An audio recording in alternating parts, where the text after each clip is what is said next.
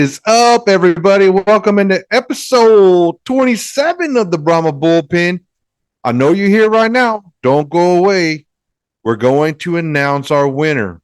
But first, this episode, we're going to do some offensive roster breakdowns. We're going to tell you who the bullpen thinks is going to be starting in which position. We're going to talk a little bit about UFL camp rosters. Camp rosters have been released. Everything predicted in this video is based upon camp rosters that were released today via Twitter and the UFL's website. The Brahmas currently have 73 players on the roster. They did just sign a gentleman by the name of Connor Davis, O-lineman, literally just a minutes before recording this episode, so I haven't got to look into him too much. Camp started, and we're looking at scrimmages, according to TJ Barnes, March 5th through 8th. Looking at the unfortunate first rounds of cuts, March 10th maybe, and then looking for some more scrimmages, March 22nd, and then final cuts on March 23rd. And obviously, we got the season kicking off March 30th. So we're going to talk about that in that episode. But before we go any farther, we are going to spin the wheel. This is for free tickets to the Sunday, April 14th game in the Alamo Dome at 3 p.m. against the St. Louis Battlehawks. Sorry, the chicken slips. So if you watch the Brahma Bullpen because you don't like the Bull, but you're a St. Louis fan, I got a lot of St. Louis fans that troll me on Twitter, so there's got to be at least one of y'all watching. If you comment on the video, now's your chance to win, and we're going to go ahead and pop up the randomizer wheel with everybody who commented on the video, and I'm going to hit play in 3, 2, 1. Here we go. Spinning, baby. Let's see who our winner is. Looks like Benjamin Turek, 7375 is our winner. Benjamin, you won tickets. So if you were going to be in San Antonio area, we're going to hit you up on YouTube and let you know you won, and we'll figure out how to get you tickets.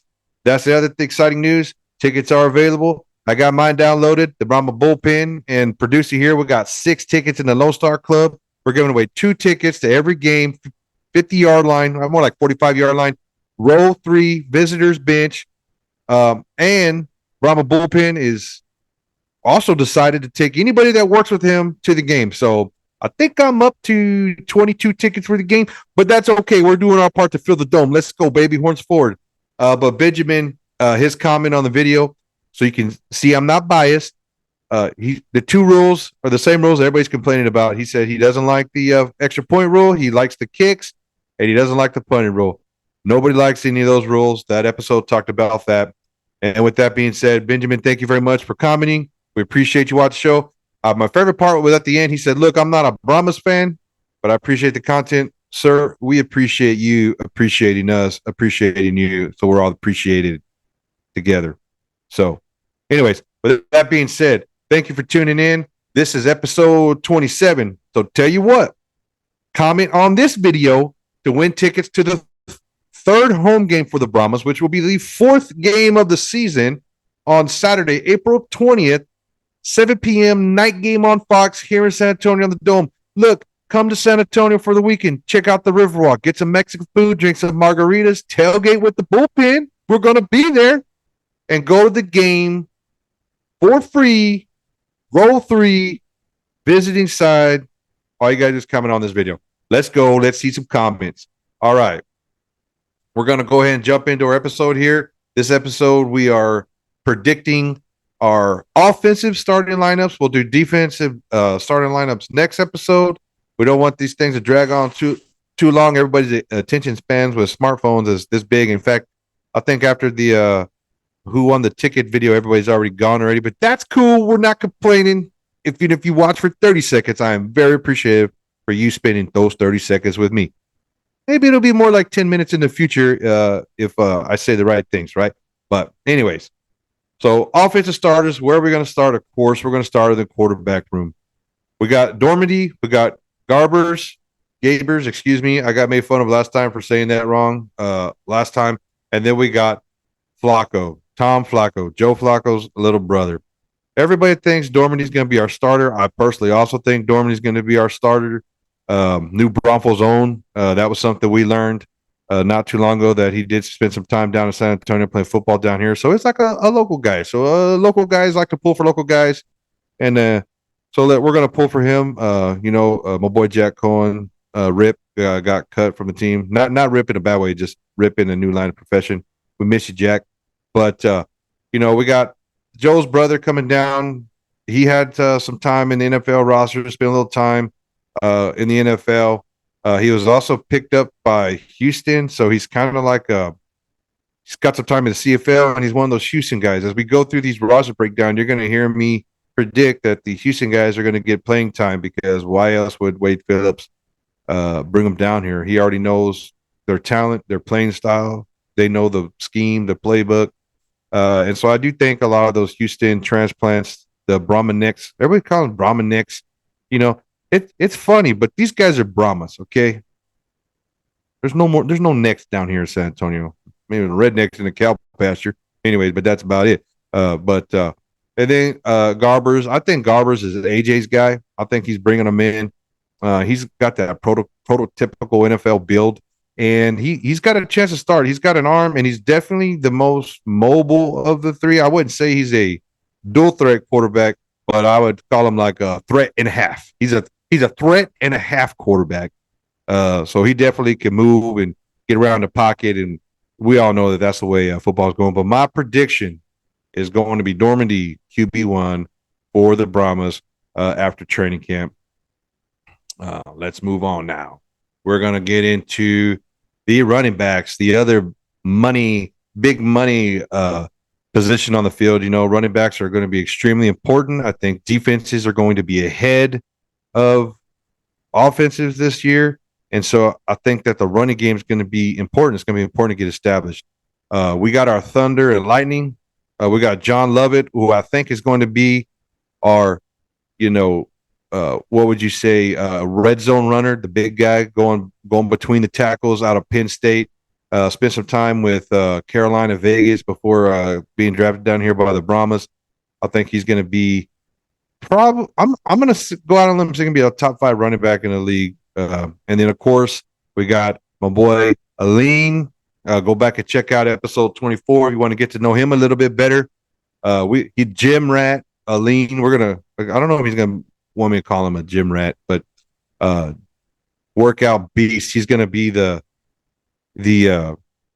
20 to 20 from the middle of the field guy, not red zone. He's gonna be the 20 to the 20 scat back out on the edge, making moves, doing backflips, and he's definitely can do a between the tackle running. We don't want to lump him just into scat back. If he needs to come in and spell love it, he can between the tackles. And I'm predicting Aline to be a surprise pick. I know a lot of people are expecting him to do well, but I think he's going to do really well. If you watch any of the videos on the Brahmas Twitter channel, these guys all showed up in shape, dude. Some of these guys look like they're in mid-season form. I had a St. Louis fan mock me and say, mid-season form, your Brahmas are already 1-4. And I had to cleverly reply to him that, yeah, but that one win was against the Battlehawks, so get over it and move on, buddy. But, mid-season form, we're going to get that dub. I did predictions before. I really do think we're going to be about a 7-3 team. And I also think that every team in the league is going to lose a couple, maybe 3 games each. It's going to be a tight finish for the playoff spots. Teams are amazing this year. Talent is everywhere. But then we're going to have Anthony McFarland and Jalen Samuels being the backups. Both of those guys have opportunity to get on the field and make plays. In A.J. Smith's offense, these guys will be on special teams. We showed some highlights when we did the Aline video of him actually playing special teams. I think both these guys are going to be on special teams. They might be punt return option, cover team option. They're going to be on the field, going to be to make plays. They're athletic guys. All 4 of these running backs are NFL cusp. They've all got the potential to be what we would consider an NFL running back, practice squad NFL running back, and definitely starters in the league here. These guys are so deep. We could talk about them all night, but Love it and Aline, watch for them. They're gonna put us some stats. We're gonna move on over to the other skill position group that everybody likes to talk about. The wide receiver group. So Katie Cannon. We talked about Katie Cannon in the past. That's my boy Ace from the Roughneck Rundown. Give him a listen and a holler if you're a Brahmas fan. I think most people that watch the United Football Media Group watch the majority of our channels. So Ace has an affiliation for Katie. They went school together. He's coming from Orlando. He was definitely Orlando's best wide receiver on that roster. And then we got Dermody, so there's already chemistry there. I definitely think he's going to be in that wide receiver 1 position. There's no real difference between wide receiver 1, wide receiver 2. Just one's on the left, one's on the right, depending on offensive play call. They'll be moving around a ton in AJ's offense. So we got wide receiver 2, but actually probably wide receiver 1A, Jonte Kirkland. That's one of those Houston transplants down here. Knows the offense, knows the terminology. Absolutely killed the Brahmas last year up in Houston. Looking for him to do big things for us this year. So I'm very excited Kirkland's on the team. And then we got Dooley or Tisdale, Houston guy. I think that he played some time in the CFL, and he's one of those guys coming down from Houston, so I don't think they brought him down here for nothing. I think he's definitely going to get on the field. And then we got TJ Vasher. TJ Vasher's, do I want to call him a local guy? I think he's a local guy. He played with the Brahmas last year. He was on the Cowboys roster. That means pretty much everybody in San Antonio loves him already because he was on the Brahmas and played for the Cowboys. When he played for the Brahmas, he had a couple of touchdowns and he averaged 10.8 yards per catch, which is first down per catch is a great average. Everybody will take that all day and all night long, baby. Let's go. And he's a tall, lanky guy, and I think that that's going to be the 4 main guys you see on wide receiver. Now we do have slot wideouts. We're going to pop them into that next. So just so you know, these guys will all be rotating. I'm kind of sort of predicting these guys are the ones that are making the team, and we're going to see and hear from the most throughout the season. So we'll get into our slot receiver. Of course, we already talked about one time Landon Akers. Fan favorite Landon Akers. So we're looking forward to him. He actually won a Super Bowl on the roster of the 2021 Rams, but he's definitely got that NFL talent. If you watch the show Polar Opposites, I recommend watching the show Polar Opposites. You got Ace and Webb from the United Football Media Group. I guess if you were going to say they're like my bosses, I guess one is like a VP of content and one is a VP of all things spring football. I don't know. But I love the show. They argue a lot. So this is an interesting slide right here because Ace picked Landon Akers as his breakout star, meaning not a well-known player. He did make a comment on his episode that nobody saw him play last year, and I had to remind him that the Brahmas were second in attendance in all of spring football, not just the XFL, all of spring football. You hear what I'm saying? We have more fans in San Antonio than that other league that no longer exists. Anyways, Ace picked by guy Landon Akers, and then the next slot receiver that I think is going to get some time on the field is Calvin Turner.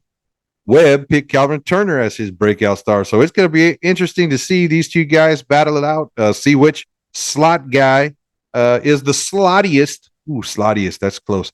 Slottiest of the slots, and see who gets on the field. I don't know if I have a favorite, but I just hope that they have exactly equivalent seasons with lots of touchdowns and lots of yards.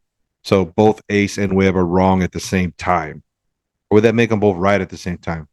Is that glass half full or half empty? I don't know. We're not getting into that. Then you see on the graphic, we've talked about them. We've tweeted about them. We love them. I've made my favorite position of all time in football is the tight end. I like the tight end position because it's one of the most versatile. They block like an old lineman. They have to have good hands like a receiver. They have to run routes like a receiver. And in modern football, a dynamic tight end is pretty much unstoppable. Look at every good NFL team for the last 10 years and name me one that didn't have a standout tight end. My favorite tight end of all time, I'm going to age myself a little bit, is Jay Novacek. Played with the Dallas Cowboys with Emmitt Smith, Michael Irvin, Troy Aikman, and Jay Novacek. Every time it was a third down, 3rd and 4, 3rd and 5, 3rd and 3, the box was stacked. Emmitt Smith, all-time leading rusher in NFL history. Michael Irvin was one of the GOAT wide receivers of all time. But when it was third down and that ball was going to Jay Novacek, and everybody knew it. And I don't think he ever got the credit he deserved. I am a Cowboys homer, but you know, Jay Novacek to the front. With that being said, no doubt we have the best two tight ends in the league. You know, Cody Latimer is basically a big wide receiver, crisp route running. He was the number one ranked XFL tight end. Then we have Elise Mack, a little bit bigger than Latimer. He's a big dude.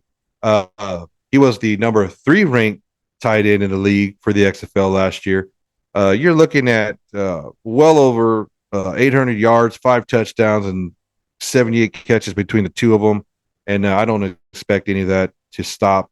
And you know, we only bring in 2 tight ends to the roster this year, but realistically, they're hybrid wide receivers. We'll call them big boy receivers that might have to get dirty in the trenches. I really think at least Max is going to be the guy, that extra old lineman, so to speak, when you get into the red zone. And I think with Dormady and Latimer, you know, they both played for Orlando last year. The chemistry is going to be there already. I'm excited. Look, I'll get excited to talk about right now. I can't wait to see these tight ends completely dominate the UFL this year. Super excited. Anyways, I'm gonna move on before I get lost and I start rambling.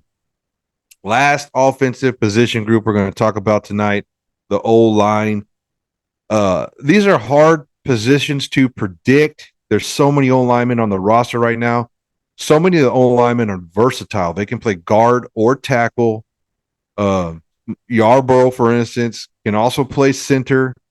You know, and it's just like one of those things where you're trying to pick the guys that you know are going to be impactful and are versatile.